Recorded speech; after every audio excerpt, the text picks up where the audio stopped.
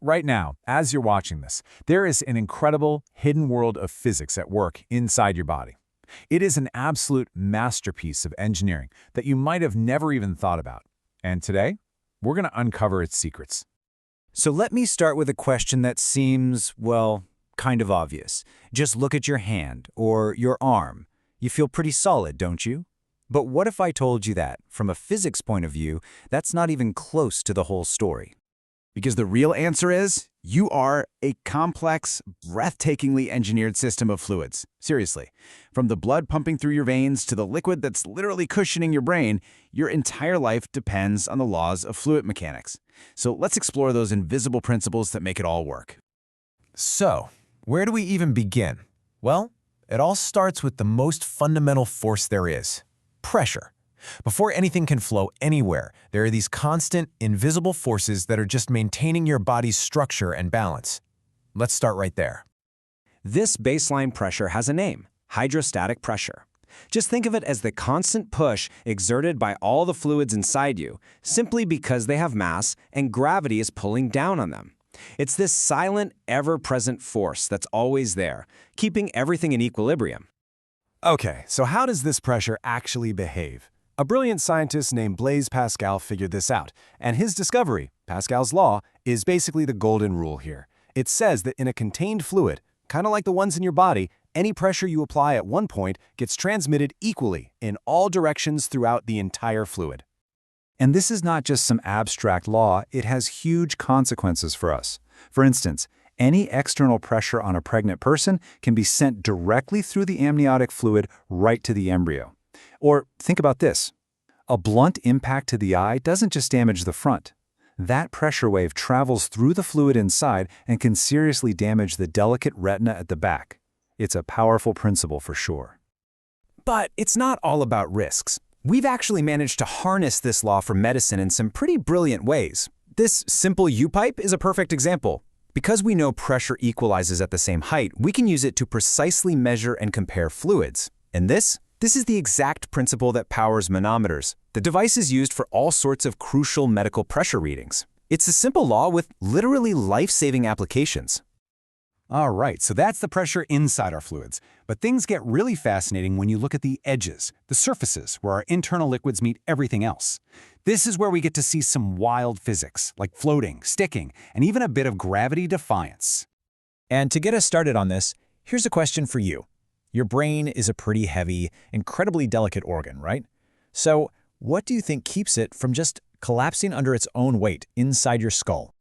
Well, the answer comes from a principle that was famously discovered in a bathtub more than 2,000 years ago. It's Archimedes' law. And what it says is that any object you put in a fluid gets pushed upward by something called a buoyant force. And the strength of that push? It's exactly equal to the weight of the fluid the object moved out of the way. And boom, there's our answer. Your brain isn't just sitting there in your skull, it is literally floating in cerebral spinal fluid. This fluid creates that buoyant force, which supports the brain's weight, protecting it and keeping it from getting crushed. It's just a perfect, elegant example of natural bioengineering. Now let's zoom way in, right to the very surface of a fluid. Something really cool happens here called surface tension. Basically, the molecules on the surface are all being pulled inward, and this creates a kind of invisible elastic skin. It's the reason water forms into perfect little droplets. And this property gives us two different types of fluids. You've got wetting fluids, where the molecules would rather stick to a container surface than to each other. These are great for things like cleaning wounds. Then you have non-wetting fluids, like mercury, where the molecules stick to each other way more strongly. That's exactly why mercury doesn't stick to the glass in a thermometer. It lets us get a super clear and accurate reading. So, what happens when you take that surface tension and combine it with the way fluids stick to surfaces? Well, you get the capillary effect. This is the incredible ability of a liquid to flow up into really narrow spaces all by itself, sometimes even pulling itself upward completely against the force of gravity. And this effect is just everywhere in medicine, and it's absolutely vital. It's how a tiny glass tube can just suck up a blood sample to test for clotting time. It's the whole principle behind how absorbent cotton and gauze work in dressings. And it's how surgical drains are able to pull fluid away from a wound. It's another one of those invisible forces doing critical, life-saving work. Okay, so far our fluids have been pretty much just sitting still. But life? Well, life is all about movement. So for our last section, we're going to get everything flowing. We're diving into fluid dynamics, the rules that govern all those constant vital currents inside of you. Now, before we can really talk about flow, we got to talk about viscosity. Put simply, viscosity is just a fluid's thickness, or how much it resists flowing. Think about honey versus water. Honey has a super high viscosity. Water's is really low. It's basically a measure of fluid friction. And when fluids do start moving, they tend to do it in one of two ways. You've got laminar flow, which is smooth, orderly, and really efficient. All the fluid moves in nice parallel layers. The opposite is turbulent flow, chaotic, messy, and disorderly. That's what happens when things speed up. So, take a guess. Which one do you think your body prefers? Yep, efficiency, of course. Your circulatory system is a masterpiece of design, built to maintain that smooth, orderly, laminar flow almost all the time.